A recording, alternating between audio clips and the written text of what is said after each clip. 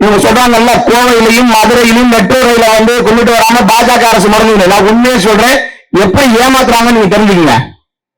சென்னையில 1.5 கோடி மக்கள் வசிக்கக்கூடிய சென்னையிலேயே சராசரியாக ஒரு நாளைக்கு மெட்ரோ ரயில் பயணிக்கக்கூடிய மக்களின் எண்ணிக்கை 4 லட்சம்.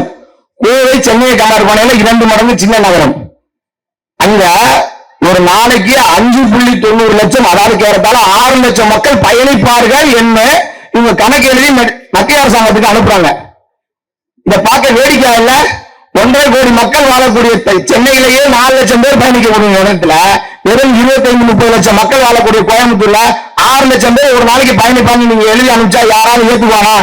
நீங்க ஏத்துக்கீங்களா? முதல்ல ஒரு சரியான புள்ளி விவரங்களை கூட இங்க அனுப்ப முடியாத அளவுக்கு நீங்க அதிகாரிகளையும் அமைச்சர்களையும் வைத்துக் கொண்டு ஆட்சி நடத்தி கொண்டு இன்னைக்கு கோவையிலையும் மதுரையிலையும் மெட்ரோ ரயிலை பற்றிய பாஜக அரசு புறக்கணிப்பது ஒரு பொய்க்கதை சொல்ற.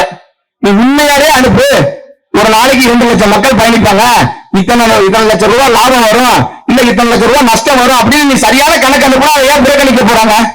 அப்ப மக்களிடம் சரியான விஷயத்தை சொல்லாம திசை திருப்பணும். இங்க பாஜக உள்ள வந்துடக்கூடாது. இங்க ஏன் உள்ள வந்துக்கூடாது? 4 எம்எல்ஏ எங்ககிட்ட ஏற்கனவே இருக்கிறாங்க. ஏற்கனவே 4 எம்எல்ஏ இருக்காங்க. நாங்க என்ன உள்ள வந்துடக்கூடாது?